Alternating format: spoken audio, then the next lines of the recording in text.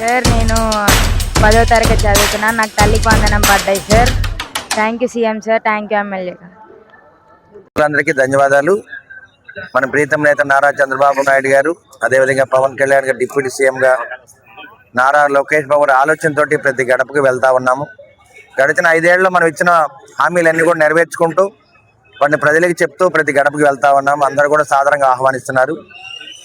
ఏదైతే ఇచ్చిన హామీలు నెరవేర్చుకోవడానికి వాళ్ళ చంద్రబాబు నాయుడు గారు, ఎన్డీఏ కూటమి ద్వారా పవన్ కళ్యాణ్ గారు, నారా లోకేష్ బాబు గారు ఇద్దరు కూడా బీసీ రక్షణ చట్టాన్ని తేవడం జరిగింది. అదేవిధంగా బీసీ రిజర్వేషన్ బిల్లు 34% ఇవాళ బిల్లు లాగా ప్రవేశపెట్టడం జరిగింది. దాని మీద కూడా నాకు అవకాశం ఇచ్చినప్పుడు అసెంబ్లీలో మాట్లాడడం జరిగింది. చంద్రబాబు నాయుడు గారు 2047 విజన్ తోటి వికసిత భారత్ అనే కార్యక్రమంలో అన్ని విధాల రాష్ట్రాన్ని అభివృద్ధి చేయాలి, సంక్షేమ కార్యక్రమాలే కాదు అభివృద్ధి కార్యక్రమాల్లో కూడా మనం ముందుండాలని మన 1వ తేదీన భోగాపురం ఎయిర్పోర్ట్ ఓపెన్ చేయడం జరిగింది. అమరావతి రాజధాని ఒకసారి మీరు మీడియా వాళ్ళు చూస్తే కనుక మరి సీడ్ యాక్సెస్ రోడ్లన్నీ కూడా ఏ విధంగా ఉన్నాయి ఒకసారి తెలుస్తుంది మీ అందరికి కూడా. అదేవిధంగా పోలవరాన్ని కూడా రేపు 2028 కల్లా మరి రైతులకి అందజేస్తామని చెప్పి తెలియజేయడం జరిగింది. కాబట్టి ప్రతి కార్యక్రమాన్ని ప్రశాంతంగా అన్ని ప్రజలకి అందరి ప్రజలకి అందుబాటులో ఉండేటట్టు ప్రతి కార్యక్రమాన్ని అమలు చేస్తున్న మన ప్రీతం నేత నారా చంద్రబాబు నాయుడు గారు, 4వసారి ముఖ్యమంత్రిగా, పవన్ కళ్యాణ్ గారు డిప్యూటీ సీఎంగా, నారా లోకేష్ బాబు గారు యువ నాయకుడుగా అన్ని విధాల ఈ ఆంధ్ర రాష్ట్రాన్ని ముందుకు తీసుకెళ్తున్నందుకు నర్సరావుపేట అసెంబ్లీ ప్రజల తరఫున మేము అందరం కూడా రుణపడి ఉంటామని చెప్పి మీడియా ముఖంగా తెలియజేస్తున్నాం. అందరికీ నమస్కారం. ఈరోజు నర్సరావుపేట పట్టణంలో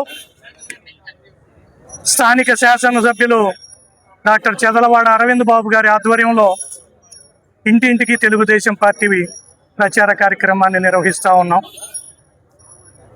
జాతీయ తెలుగుదేశం పార్టీ అధ్యక్షులు గౌరవ ముఖ్యమంత్రి వర్యులు నారా చంద్రబాబు నాయుడు గారి ఆదేశాల మేరకు ఈ 2 సంవత్సరాల్లో తెలుగుదేశం పార్టీ చేసినటువంటి సంక్షేమ కార్యక్రమాలు అలాగనే అభివృద్ధి కార్యక్రమాల గురించి ప్రజలందరి దగ్గరికి వెళ్ళి వాళ్ళ దగ్గర ఉన్నటువంటి వాళ్ళ ఇన్ఫర్మేషన్లు కానివ్వండి, వాళ్ళు ఏ రకంగా సాటిస్ఫై అయ్యారనేది కానివ్వండి, లేకపోతే ప్రభుత్వానికి ఏమైనా సలహాలు సూచనలు ఉంటే ఇవ్వమని చెప్పేసి ప్రజలందరి దగ్గరికి కూడా వెళ్తూ ఉన్నాం.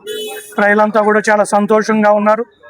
ఏదైతే సూపర్ 6 పథకాల్లో భాగంగా ఆ రోజు మేనిఫెస్టోలో మేము వాగ్దానాలు ఇచ్చామో ఆ వాగ్దానాల్లో భాగంగా పెన్షన్ 4,000 రూపాయలు చేయటం కానివ్వండి, అన్నదాత సుఖీభవ కానివ్వండి, అలాగనే తల్లికి వందనం కానివ్వండి, అలాగనే మహిళలకి ఆర్టీసీలో ఉచిత ప్రయాణం కానివ్వండి, 3 గ్యాస్ సిలిండర్ల ఉచితంగా ఇవ్వటం ద్వారా కానివ్వండి, ఇవన్నీ సంక్షేమ కార్యక్రమాలని ప్రజలంతా కూడా చాలా మెచ్చుకుంటూ ఉన్నారు.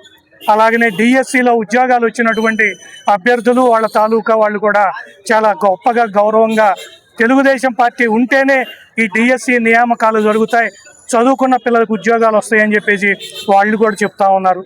అలాగనే అమరావతి కేంద్రం ఏదైతే మనకి వాళ్ళ క్యాపిటల్ ఉందో క్యాపిటల్ నిర్మాణం గురించి కూడా ప్రజలందరినీ కూడా అడుగుతూ ఉన్నాం. వాళ్ళు చాలా సాటిస్ఫైడ్గా ఉన్నారు.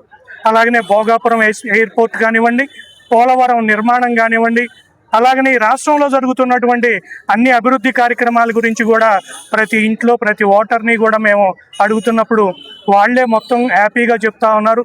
చాలా సాటిస్ఫాక్షన్గా ఉంది. ఎటువంటి గొడవలు లేకుండా ప్రశాంతంగా ప్రజలంతా కూడా జీవిస్తూ ఉన్నారు. అలాగనే నర్సరావుపేటలో అరవింద్ బాబు గారి ఆధ్వర్యంలో ఈ నర్సరావుపేటలో తెలుగుదేశం పార్టీ కానివ్వండి ప్రజలంతా కూడా సుఖంగా సంతోషంగా ఉన్నారని చెప్పి తెలియజేస్తూ ఉన్నారు.